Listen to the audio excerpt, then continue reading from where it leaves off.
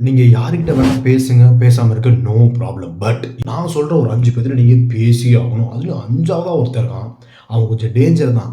கொஞ்சம் லொல்லு புடிச்ச ஆளு தான். பட் அவன்ட்ட நீங்க பேசலாம். இதுல ஒரு ஸ்பெஷாலிட்டி என்னன்னா, ஊமையா இருக்கவங்களும் போய் பேசலாம். எஸ். அதுல ஃபர்ஸ்ட் வந்து பார்த்தீங்கன்னா, talk with your younger self. உங்களுக்கு ஏஜ் ஒரு 30ஸ் இருக்குன்னா, 20ஸ் இருக்க அந்த யங்கர் ஏஜ் உங்ககிட்ட அவங்கள்ட்ட போய் நீங்க பேசி பாருங்க. மீன்ஸ் உங்களோட 20ஸ் உங்ககிட்ட நீங்க பேசுங்க. அவன்ட்ட போய் பேசுனீங்கன்னா அவன் சொல்லுவான். என்ன சொல்லுவான்?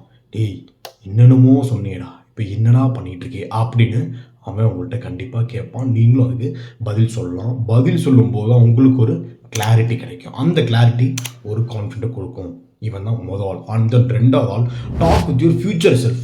இங்கிருந்து 10 வருஷம் கழிச்சு நீங்க எப்படி இருப்பீங்க? ஓரளவுக்கு உங்களால ஜட்ஜ் பண்ண முடியும். இப்ப நான் போடுற எஃபோர்ட்டுக்கும், ஹார்ட் ஒர்க்குக்கும் நான் எங்க இருப்பேன்? போடாத எஃபோர்ட்டுக்கும், போடாத ஹார்ட் ஒர்க்குக்கும் அப்ப நான் எங்க இருப்பேன்? அப்படின்னு சொல்லி 2 பேத்துட்டயுமே நீங்க வந்து பேசலாம். 10 வருஷம் கழிச்சு வந்து நல்ல இடத்துல இருப்பீங்கன்னா, அவன் வந்து உங்கள்ட்ட பேசலாம். "டேய் நல்லா ஒர்க் பண்ணிட்டு, நல்லா எஃபோர்ட் பண்ணா இங்க வருவ, இங்க வந்துருவன்னு" சொல்லி அவன்ட்ட நீங்க பேசலாம்.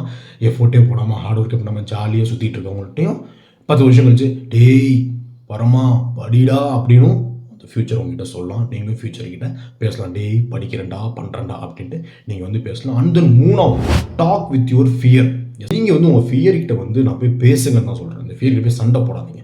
ஃபியர் கிட்ட வந்து நீங்க பேசுனீங்கன்னா, ஒரு விஷயம் உங்களுக்கு தெரியும். ஏன்னா, ஃபர்ஸ்ட் இந்த ஃபியர் உடைச்சு விடுறதே உங்களோட கிளாரிட்டி, உங்களோட கான்ஃபிடென்ட், உங்களோட ஸ்டெபிலிட்டி எல்லாத்தையுமே அந்த ஃபியர் ஃபர்ஸ்ட் உடைக்கிறது இதுதான். இதெல்லாம் உடைஞ்சு போச்சுனாலே ஒருத்தன் வந்து உடைஞ்சு போய் வந்து உட்காந்துருவான். ஸோ, அந்த ஃபியர்ட்ட நீங்க உட்காந்து பேசுங்க. அந்த ஃபியர் உட்காந்து நீங்க பேசினா தான், அந்த ஃபியர் நீங்க எதுக்காக பயப்படுறீங்க?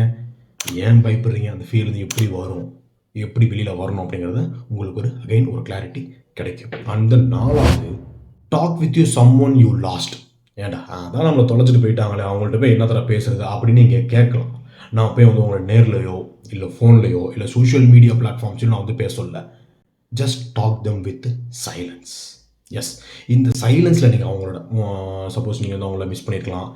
சண்டையில பிரிஞ்சிருக்கலாம். இல்ல வருகை ஆகியிருக்கலாம். அப்படி ஆயிருந்தாங்க அப்படின்னா, அவங்கள்ட்ட நீங்க சைலன்ஸ்ல வந்து ஜஸ்ட் பேசுங்க. அவங்கள்ட்ட நீங்க பேசுனீங்க அப்படின்னா, வந்து நீங்க அவங்கள மறக்கிறதுக்கான வாய்ப்புகள் கிடையாது. மன்னிக்கிறதுக்கான வாய்ப்புகள் வந்து அதிகமா இருக்கும். அவங்க உங்கள மன்னிக்கலாம். நீங்க அவங்கள மன்னிக்கலாம். Yes. Just give a time. And then இந்த 5வது, கடைசியா தான்டா வந்து சேர்ந்தான் அந்த குமார் அப்படின்னு சொல்லி இந்த 5வது, எங்க போனாலும் இவன சஜெஸ்ட் பண்ணிடுறான். ஏதாவது வேணுமா? இவன்ட்ட கேளுங்க. ஏதாவது போகணுமா? அவன்ட்ட கேளுங்க. ஏதாவது கேட்டாலும் அவன்ட்ட போய் சஜெஸ்ட் பண்றாங்க. அவன் தான் இந்த ஏஐ. எஸ். இந்த ஏஐ கிட்ட போய் பேசுனீங்க. முதல்ல 4 பேர்த்துட்ட பேசுறத மொத்தமா சேர்த்து நீங்க ஏஐ கிட்ட பேசலாம். இல்ல தனித்தனியாவும் நீங்க பேசலாம். ஆனா ஏஐ கிட்ட பேசுனீங்க அப்படின்னா, நெறைய விஷயத்த எடுத்து குடுப்பான். அதுல உங்களுக்கு எந்த விஷயம் தேவையோ அத நீங்க எடுத்துக்கலாம். Yes listeners.